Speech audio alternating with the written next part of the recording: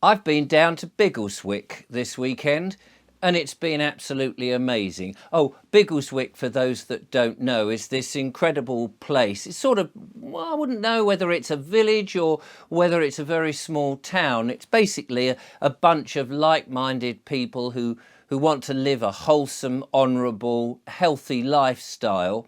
And I was down there over the weekend. Now, of course, Biggleswick, for those that don't know, is this place in between the counties of Goodfordshire and Bestham. You've probably been there many times. It's a wonderful place, and once you're there, you never really want to leave. But leave I did have to do. Of course, Biggleswick is actually just an allegory. It's a concept, it's an idea. It's about people turning their backs on the tyranny and the nasty dehumanized authority that's being oppressed on us everywhere, and it's people getting together and just doing their own thing, things that are right for one another.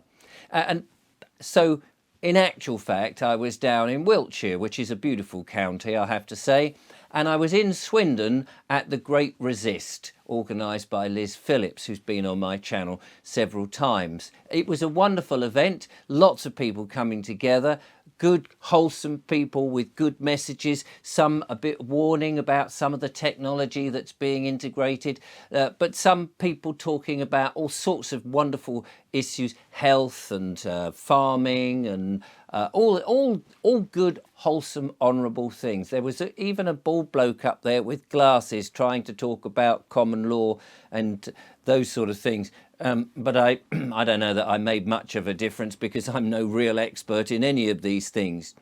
And then later on, I was on a farm. I was on John Cook's farm at Dora's Dairy, milking cows, understanding farming, listening to two farmers. The bowler-hatted farmer was there, Mark Byford, of course. Do check his channel out.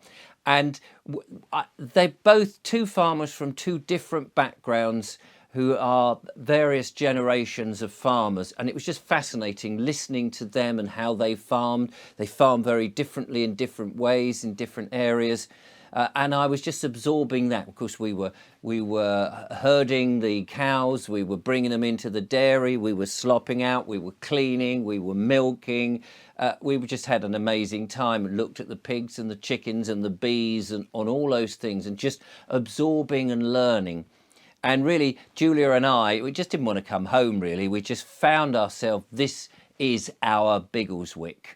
And I was thinking about that because, to me, Biggleswick is that honest, honourable place in which you're back outdoors in the great countryside, in a rural setting with like-minded people, making things with your own hands, doing things, getting out, not behind screens, not behind artificial lighting, not trying desperately to just make a big profit for a corporation.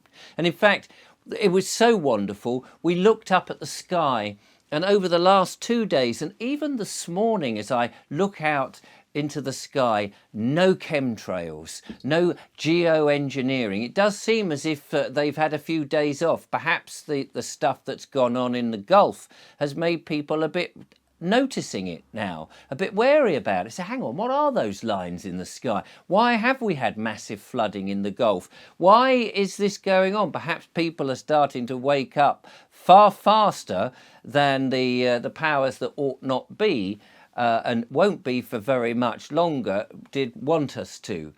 And it does seem that people are gathering. Can you feel it? Can you feel that we are on that tipping point now? It might still get a bit rough, but I think it's not saying it's over, but I think the big dark forces, the perpetrators, have had their time, and we, the honourable people, the people who are getting together, and the signposts of the future as others start to wake up to the great harms that have been perpetrated on them, those people who've been thinking about all of this, is building our Biggleswick. We're building the kind of communities, the kind of life that we want. Wholesome, fresh, clean water, good quality, healthy food, different health services, ideas and ways to be honourable and lawful rather than under the wrong jurisdiction which keeps us down.